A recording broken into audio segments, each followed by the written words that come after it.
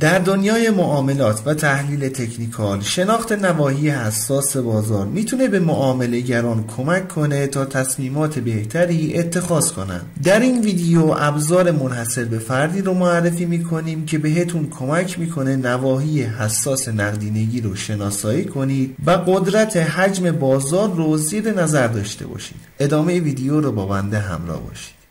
دوستان عزیز سلام، من علیرضا هستم و به کانال خودتون، کانال گلدن تریدینگ سیستم خیلی خوش اومدین. خیلی خوشحالم که با یه ویدیو دیگه میتونم در خدمتتون باشم. اندیکاتوری که در تصویر مشاهده میکنید یه ابزار پیشرفته هست که به شناسایی و نمایش نواحی مهم نقدینگی و ردیابی حجم در چارت کمک میکنه. نواحی سبز و بنفش رنگی که روی چارت مشاهده میکنید بهش leverage zone detection گفته میشه. این نواحی بر اساس تغییرات درصدی از نقاط پیوت یا همون حمایت ها و مقاومت های اخیر تعیین میشن که در معرض نقد شدن قرار دارن، با نسبت های اهرمی یا همون لوریج 100 50 25 و 10 نمایش داده میشن. به طور مثال یه حرکت 1% میتونه موقعیت 100 رو نقد کنه، ولی برای نقد شدن موقعیت 25 باید یه حرکت 4%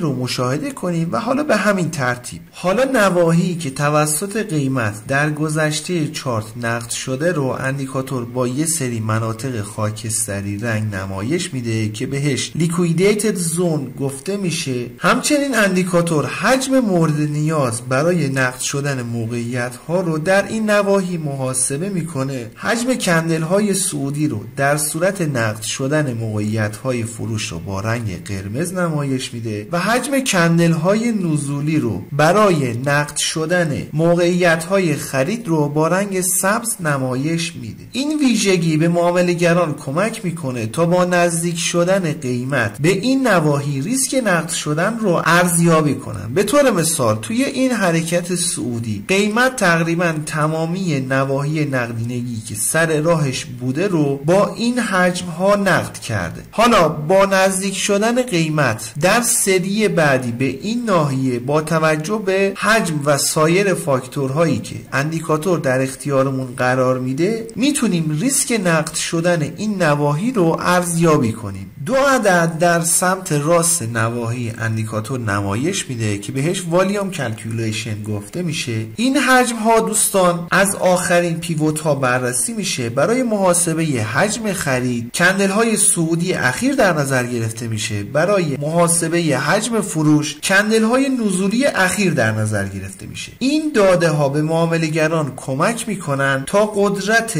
نقد شدن احتمالی در نواحی مختلف رو بتونن ارزیابی کنن. به فرض مثال در این چارت که قدرت حجم صعودی کمتر از قدرت حجم نزولی هست، قیمت بیشتر تمایل داره که به سمت نقدینگی سمت فروش حرکت کنه. ولی اگه قدرت حجم صعودی بیشتر بود، اون موقع قیمت تمایل داره که به سمت نقدینگی سمت خرید حرکتش رو انجام بده. و اما یه ویژگی دیگه اندیکاتور داره که بهش لیکویدیتی هیت مپ گفته میشه. این ویژگی نواحی نقدینگی رو به صورت طیف رنگی نمایش میده که ممکنه سفارشات و حد ضررها در اون مناطق متمرکز شده باشن. هر قدر رنگ این نواحی پررنگتر باشه، اون ناحیه از اهمیت بالاتری برخورداره. به فرض مثال توی این ناحیه که هم عریض هست و هم پررنگ، احتمالاً سفارش های زیادی در این محدوده خواهیم داشت، ولی مثل این ناحیه که کم رنگ هست احتمالاً این نواحی خیلی ساده تر از این ناحیه نقد شوندگیش انجام بشه. همچنین بالاترین و پایین ترین قیمت در 100 کندل گذشته رو اندیکاتور میاد و با یه خط برامون ترسیم میکنه و حجم خرید و فروش رو هم در این 100 کندل گذشته رو ارزیابی میکنه. سری قبلی بر اساس نواحی نقدینگی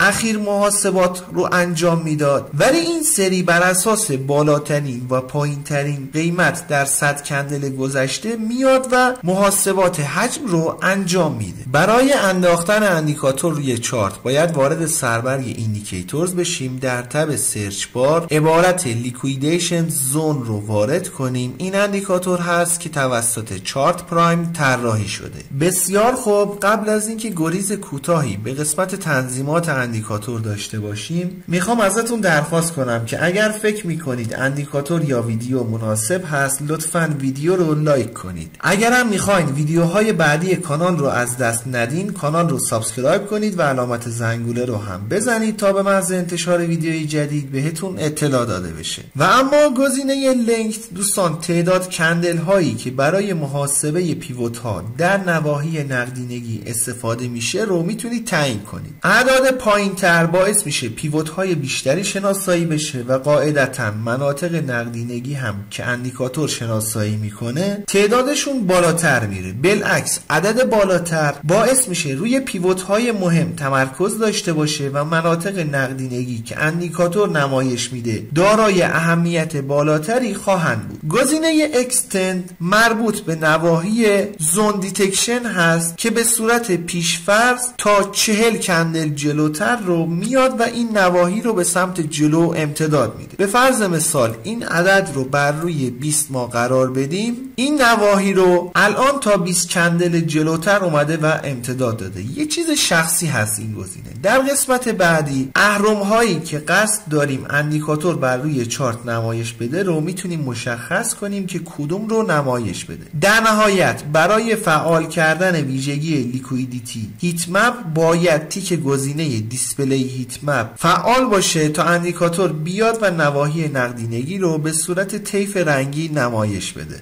انشالله که براتون مفید باشه. رو قله میبینم دوست من.